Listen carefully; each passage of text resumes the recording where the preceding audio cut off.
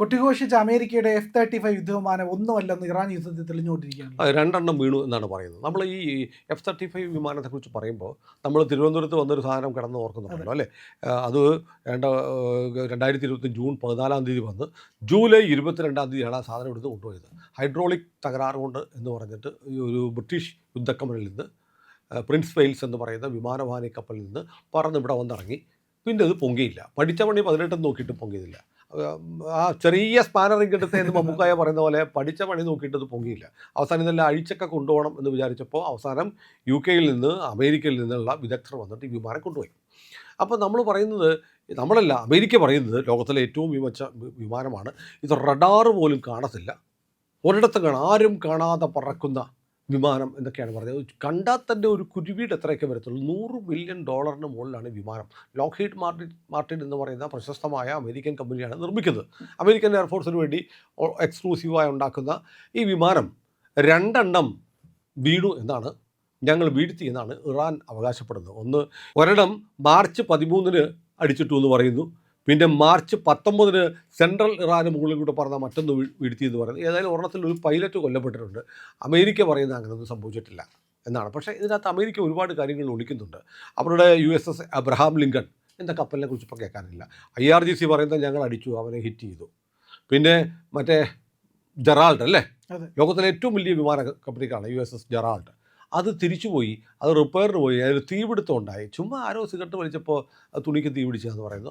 ആദ്യം തന്നെ അതിൻ്റെ ടോയ്ലറ്റ് പ്രശ്നം ഉണ്ടായിരുന്നു. വലിയ കപ്പൽ, അതിനകത്ത് ആളുകൾ ടോയ്ലറ്റിൽ പോയാൽ അത് പുറത്തോട്ട് പോകാനും സംസ്കരിക്കാനുള്ള സംവിധാനം ഇല്ലാത്തതുകൊണ്ട് പ്രശ്നമായിരുന്നു. ഇങ്ങനെ അമേരിക്കയ്ക്ക് ഏറ്റവും വലിയ ഹ്യൂജ് മിലിറ്ററി പവറായ അമേരിക്ക വല്ലാത്ത പ്രതിസന്ധിയിൽപ്പെടുന്നു എന്നുള്ള വാർത്ത വരുന്നത്. കുറേയൊക്കെ ഇറാൻ അവരുടെ ടാസും ടസ്നിം തുടങ്ങിയ ഏജൻസികൾ വഴി ഉണ്ടാക്കുന്ന പ്രൊപ്പഗാൻഡയുണ്ട്. പക്ഷേ തീയില്ലാത്ത പുകയില്ല എന്ന് പറയുന്ന പോലെ ചില കാര്യങ്ങൾ അതിലുണ്ട്. അപ്പോൾ അതിന് ഏറ്റവും വലിയ പ്രകടമായ തെളിവാണ് F-35 വിമാനങ്ങളുടെ കാര്യത്തിൽ. അപ്പോൾ ഇത്ര വിലയേറിയ വിമാനങ്ങൾ ട്രംപ് പറഞ്ഞ് ഓർക്കുന്നില്ല, ഇത് 45 വേണം ഇന്ത്യക്ക് തന്നേക്കാന്ന് പറഞ്ഞു. എൻ്റെ പൊന്നുണ്ടോ, വേണ്ട, ആ സാധനം ചേട്ടൻ്റെ കയ്യിൽ ഇരുന്നോട്ടെ എന്ന് പറഞ്ഞു. അപ്പോൾ തിരുവനന്തപുരത്ത് ഈ വിമാനം വന്നിറങ്ങിയതിന് ശേഷം അന്ന് തന്നെ അമേരിക്ക വലിയ നാണക്കേടായിപ്പോയി. ഏറ്റവും വലിയ സ്റ്റെൽത്ത് സാങ്കേതിക വിദ്യയുള്ള ഈ വിമാനം പറന്ന് വന്നതൊക്കെ നമ്മൾ കണ്ടു, ഇന്ത്യൻ എയർഫോഴ്സ് കണ്ടു. എന്നിട്ടാണ് ചേട്ടാ ഞങ്ങൾ ഇറങ്ങിക്കോ, ഇറങ്ങിക്കോ, നീ വരുന്നത് ഞങ്ങൾ കണ്ടു കേട്ടോ, വേണേ ഇറങ്ങി അവിടെ ഇട്ടോ എന്ന് പറഞ്ഞു. പിന്നെ ഇവർക്ക് പേടിയായിരുന്നു, അത് അങ്ങോട്ട് വലിച്ചു ഹാങ്കറിൽ കയറ്റാൻ പോലും സംഭവിച്ചത്. വെയിലും മഴയും കൊണ്ട് അവിടെ കിടന്ന് നാണം കെട്ട് ട്രോളി നമ്മുടെ നാട്ടിലെ പരസ്യക്കാർ വരെ ഇത് വെച്ച് പരസ്യം ചെയ്തു. അങ്ങനെ വല്ലാതെ നാറിയ വിമാനമാണ് F-35. അതിനുശേഷം ഈ 2025 ഓഗസ്റ്റിൽ സെയിം സംഭവം ജപ്പാനിലുണ്ടായി. ജപ്പാനിലെ കഗോഷിമ എയർപോർട്ടിൽ ഒരു F-35 വന്നിട്ട് പിന്നെ അത് പൊങ്ങില്ല. ഇത് F-35നെ സംബന്ധിച്ച് ഇത്തരം പരാതികൾ വലിയ തോതിൽ കൃത്യതയില്ലാത്ത വിമാനമാണ് എന്നുള്ള ആക്ഷേപം മുമ്പുണ്ടായിട്ട് 2018 സൗത്ത് കരോലിനയിൽ ഒരു F-35 വീണു. 2021 മെഡിറ്ററേനിയൻ കടലിൽ ബ്രിട്ടന് അമേരിക്ക കൊടുത്ത UK റോയൽ എയർഫോഴ്സിൻ്റെ ഒരു F-35 വീണു. 2022 സൗത്ത് ചൈന കടലിൽ വീണു. ഇങ്ങനെ വലിയ വിശ്വാസ്യതയിൽ വലിയ ഇടിവ് തട്ടിയ വിമാനം പലരും ഇന്ത്യ ഉൾപ്പെടെയുള്ള രാജ്യങ്ങളിൽ ഇങ്ങോട്ട് തന്നേക്കാൻ അയ്യോ വേണ്ടേ എന്ന് പറയുന്ന അവസ്ഥയിലേക്ക് എത്തി. ഇപ്പോൾ ഇറാൻ യുദ്ധത്തിൽ അമേരിക്കയായിട്ട് നോക്കുമ്പോൾ ഒന്ന് ആലോചിക്കണം, ഇറാൻ കഴിഞ്ഞ എത്രയോ വർഷമായി അമേരിക്കയുടെ കടുത്ത സാമ്പത്തിക ഉപരോധത്തിൽ പെട്ടിരിക്കുകയാണ്. അവരുടെ പ്രസിഡന്റ് റൈസി സഞ്ചരിച്ച ഹെലികോപ്റ്റർ തകർന്നുപോയി. അതിന് പറഞ്ഞത് പഴയ ഹെലികോപ്റ്ററൊക്കെയാണ് ഉപയോഗിക്കുന്നത്, ഇവർക്ക് അതിന് നട്ടും ബോട്ടും വാങ്ങാൻ പോലും കാശില്ല എന്നൊക്കെ നമ്മൾ ഉൾപ്പെടെയുള്ള ആളുകൾ ലോകമാധ്യമങ്ങൾ ചർച്ച ചെയ്താണ്. പക്ഷേ അതൊക്കെ ഒരു ഇസ്രയേലിൻ്റെ ഓപ്പറേഷൻ വഴി കൊല്ലപ്പെട്ടതാണ്, വയർലെസ് പൊട്ടിത്തെറിച്ചാണ് റൈസി കൊല്ലപ്പെട്ടതെന്നുള്ള ഗൂഢാലോചന തിയറിയൊക്കെ വരുന്നുണ്ടായിരുന്നു. ഏതായാലും വല്ലാത്ത പ്രാകൃതാവസ്ഥയിലേക്ക് ഇറാനെ ഉപരോധം കൊണ്ട് തള്ളിവിട്ടു എന്ന് പറയുന്ന ആ ഇറാനാണ് ഇപ്പോൾ ഇവരുടെ F-35 വരെ അടിച്ചു വിടുന്നത്. ഇത് ഈ അമേരിക്കയ്ക്ക് ലോക ആയുധ കമ്പോളത്തിൽ ഉണ്ടാക്കിയിരിക്കുന്ന ഒരു വിശ്വാസ്യതയ്ക്ക് വലിയ ഉലച്ചിൽ തട്ടിയിരിക്കുന്നു. നോക്കൂ, ഓപ്പറേഷൻ സിന്ദൂർ കഴിഞ്ഞപ്പോൾ ചൈനയ്ക്കാണ് പറ്റിയത്. ചൈനയുടെ ആയുധങ്ങൾ HQ-9 ഉൾപ്പെടെയുള്ള എയർ ഡിഫൻസ് സംവിധാനങ്ങൾ, അവരുടെ വിമാനങ്ങൾ PL-15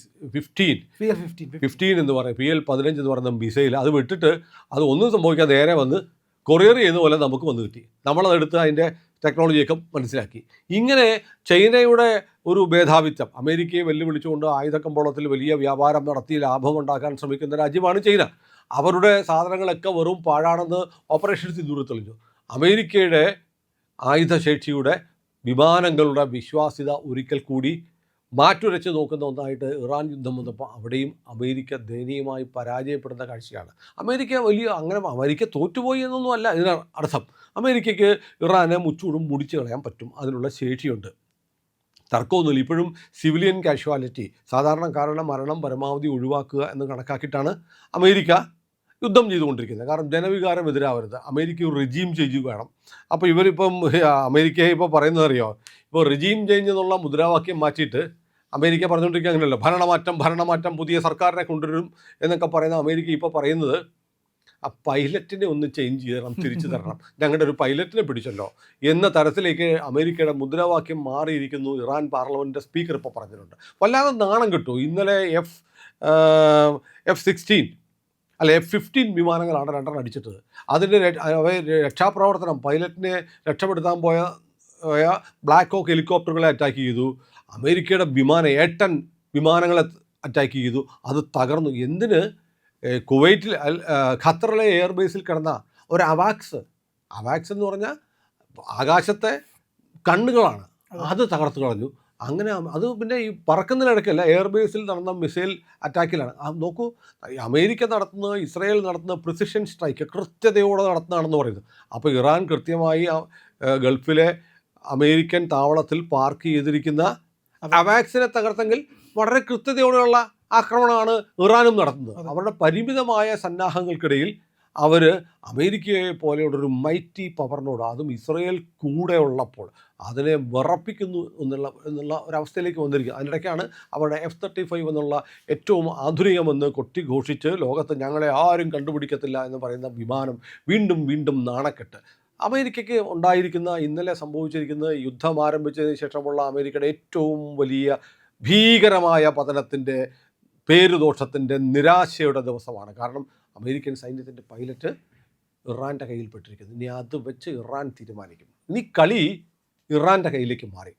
അപ്പോഴാണ് F-35 എന്നുള്ള വിമാനത്തിൻ്റെ ഈ അപഖ്യാതി, അതിൻ്റെ കഴിവുകേട്, അത് അത്ര അഭേദ്യമായ ഒരു ആയുധമാണ്, പ്രകടനശേഷിയുള്ള വിമാനമാണെന്നുള്ള അമേരിക്കയുടെ അവകാശവാദം അടിയുന്നത്. ഈ F-35 പറ്റി പറയുന്നതെന്ന് പറഞ്ഞാൽ അത് ആർക്കും ജാം ചെയ്യാനൊന്നും പറ്റൂല എന്നാണ്. പക്ഷെ ഒരു കഥയുണ്ടായിരുന്നത്, ഇന്ത്യൻ ഇതിനകത്തേക്ക് വന്നപ്പോൾ ഇന്ത്യക്കാർ ജാം ചെയ്യിച്ചതാണെന്നൊക്കെയുള്ള ഒരു കഥയുണ്ടായിരുന്നു. അത് അത്ര വിശ്വസനീയമാണെന്ന് തോന്നുന്നില്ല. അതിനെ കൗണ്ടർ ചെയ്തുകൊണ്ട് ഒരുപാട് തെറികൾ. നമ്മളിപ്പോൾ ഈ ആവേശകുമാരന്മാരുണ്ടല്ലോ, നമുക്ക് റിയലിസ്റ്റിക് ആയിട്ടുള്ള കാര്യം പറയും. India jam ജയിച്ചതൊന്നുമല്ല. അവർ പുറപ്പെട്ടപ്പോൾ തന്നെ നമ്മളോട് ആവശ്യപ്പെട്ടു, നമ്മുടെ റഡാറിൽ പെട്ടു.